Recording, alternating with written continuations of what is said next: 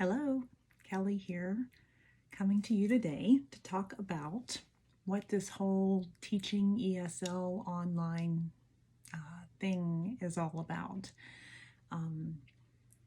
I am excited to share my experience with you. I think everybody's experience is a little bit different, but I want you to know the deal. So today, this is like what you need to know if you're just at the beginning of even thinking about figuring out what this is. All right, so teaching ESL online. Most of these companies are teaching children in China. You're going online, one-on-one. Some classrooms, some companies offer multiple kids in the classroom. The company I work for, it's one-on-one, 25-minute lesson with a student that is currently right there in China. Okay, so China is the other side of the world. That means that our hours that we're teaching need to be in line with when the kids are out of school. So they're going to be out of school in the late afternoons and evenings, and sometimes on Saturdays and Sundays. That means that we are going to be teaching in the super early morning and overnight hours here in most of America. I'm the Eastern time zone, so I start teaching around 4:30 in the morning, and I can teach until 8 o'clock in the morning. Right now, it is standard time right now. So in March, we'll go to daylight savings time, and that will shift by an hour because China does not do daylight savings time. You can teach overnight, all night on Friday night, because that in China is all day Saturday. And then overnight on Saturday night, because that in China is all day Sunday. So the kids typically have their weekend time, and that's when they'll schedule their extracurricular classes, English being one of those times. So I get up and work, and then my day is done, shortly after I'm done teaching at 8 o'clock with my actual online teaching hours. Pretty cool, huh? All right. Something else that you need to know about is when you're looking at an ESL company, you do want to check. Like I said before, some companies you're offering one-to-one classes. I love that. I'm getting to know my individual students. I'm working one-on-one on their pronunciation. I don't know, whatever. But you also want to check if there is a minimum number of hours that you are required to work each week. So again, that can be a little bit different with each company. I work for a company that there is no minimum hours that I have to work. I can choose right now to block off a week that is in, a couple weeks out and have no students book. And I can take that week off. I can take a day off. My son is a senior in high school and he runs track. So I'm getting ready to not work on Saturdays because Saturday mornings, he runs track and I want to go to those track meets. So I just simply close out my schedule and don't book classes for that time. Now, you do need to keep a little bit of a set schedule to allow kids to know when to expect to be able to book you. So if you're crazy all over the place with your schedule, you might have a hard time getting bookings. But if you can project out a couple of weeks, and if you can have a couple of standard hours that you work on the days that you work, then that works out pretty well. So you might say, oh, I'm only going to work on Monday, Wednesday, and Friday. No problem. Just don't open classes on Tuesday, Thursday, Saturday, Sunday, whatever. If you want to work all 7 days of the week, you absolutely can open hours all 7 days of the week.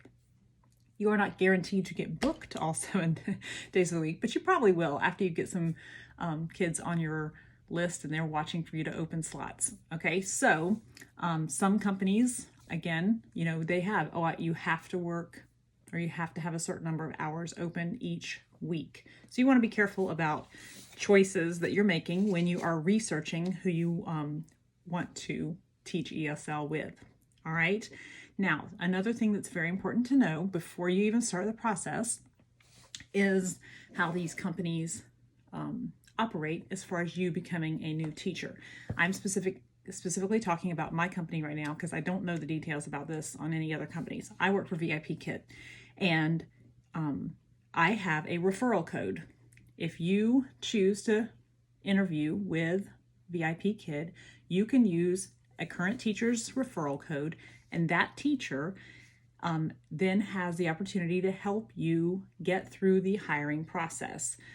Maybe providing some research or resources that maybe you want to use during your interview. They might, or you have some mock classes and those kinds of things that you teach during the interview process. They answer your questions. If they don't know the answer to a question, they can go find out the answer to a question. So the way VIP Kid works, as of January 2020, you must use the referral code for your teacher, your referral teacher, the very first time that you start any process with VIP Kid. If you've already done the initial contact interview, you cannot add a referral code. You cannot change a referral code after that time. So no problem. If you've been online and you find somebody on YouTube that you really like, use their referral code, put it in, and that would be the person you go to with any questions or concerns, or how do I do this, or what does this mean, or whatever kind of stuff. I have a referral code. I'd love for you to use my referral code, and then I will help you with those questions. I will help you with that process and hopefully get you through to being hired and teaching with VIP Kid. What does that mean for me? So VIP Kid is not a MLM company. We're not building teams. There's no residual income, but there is a one-time bonus for me if you get through the whole process and you completely teach your first class successfully. So it's just an extra way for me to increase my income. I get to help you. I'm going to help you through the process, and then we get to stay in touch and can work together ongoing, but it is just that one-time opportunity for us to work together through the hiring process.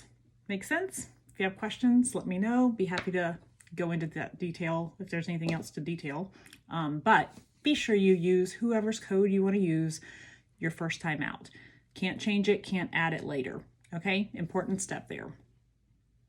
Okay, let's talk about the minimum requirements that you need to work with these ESL companies. Most of them that I'm aware of require a 4-year degree. Your bachelor's degree can be in any field, does not need to be education, okay? But you have to have a bachelor's degree. That is from the Chinese government. The companies are not making that choice.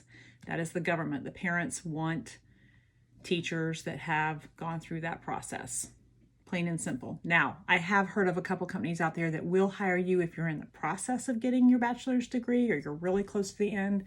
Don't know details. My company requires that that is completed and that you have your diploma or your transcript ready to show them that you have that degree.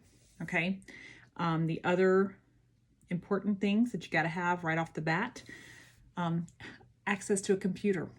Yeah, you got to have a computer. That's the way we work. VIP Kid allows you to do from a laptop, desktop, you can teach from either one of those. You can also teach from an iPad. Now you do need access to a computer, a regular PC computer for the interview process. But once you are hired and you start teaching, if you choose to, you can use an iPad for that. You do have to be legal to work in the United States or Canada. Another thing that is kind of important is they're looking for a North American accent. So if you have a heavy accent, or even maybe if you have a light accent, but if you can interview and be very careful about your accent, that'll be one of the main reasons that somebody is not hired. These parents in China, their kids get English in school. They're coming to VIP Kid for practice and talking, one-on-one encounters with other people speaking English, but they're also coming to us for the accent, okay? And then you need some experience working with kids. This does not have to be the formal classroom. You do not have to be a teacher. I am not educated as a teacher. My degree is not in education. But I homeschooled my kids, and I had many opportunities to teach in the homeschool environment. So I did have some quote formal classroom time in those years. If you've taught Sunday school, if you've done scouting and you've been a leader and taught the kids that way, think through, your time, the things that you've done, and think if there is a time that you've had over a year. So let's go 13 months plus time in working with kids. If you have that and you can use that as your experience, that's what they're looking for. Okay, anything else? Something else to think about as you consider teaching ESL online is that you can do this and travel. You can set up anywhere that you can get strong internet and take your laptop. You can go for it. And you just need to make sure that you can connect to China and have a good connection to be able to communicate with your student. You do need to plan to have an educational background of some sort. You can see a little bit of mine. It doesn't really look exactly like this because my computer's at a different angle, but it's similar. I mean, that is it. That's part of it right there. But when I travel, it doesn't look like this. I do have a little map that I can stick up, and I have some other stuff that I can use. I also wear a headset when I teach, and that is something that they will look for in the interview process.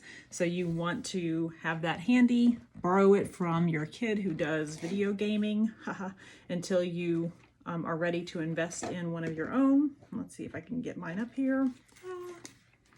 Yeah. So this is what I look like when I teach a little bit. Yeah. Okay. So if you decide you're going to purchase this, then I suggest you look for noise canceling and possibly mic canceling if you think there's going to be other noises happening in your house early in the morning or late in the night. So just things to think about and consider as you are looking into this opportunity. I do want to tell you that I think that YouTube and watching videos there can be an awesome way to kind of get a feel for what teaching ESL online is all about. You're going to see everything, from one side to the other about the way things happen and the way these companies work and the way the classroom looks and teaching and all that kind of stuff. So you want to just take, little bits and pieces from here and there and figure out what might work for you. You want to make sure that if you do decide to enter into the interview process with a company, that you choose who you want to work with and choose a referral number. Start out with that referral number and get going with somebody that can help you out and answer your questions. And then just have fun with it. Man, this has been a great opportunity for me. I love these kids that I'm working with. I'm meeting new kids. I'm learning about them. I'm learning about their culture. They're learning about my culture. I'm just having a fantastic time with it. So drop me a comment, email me. My email should be there below. I've got a Facebook page. You can check me out there, and I'd be happy to work with you. Let's talk. All right. Thanks. Bye.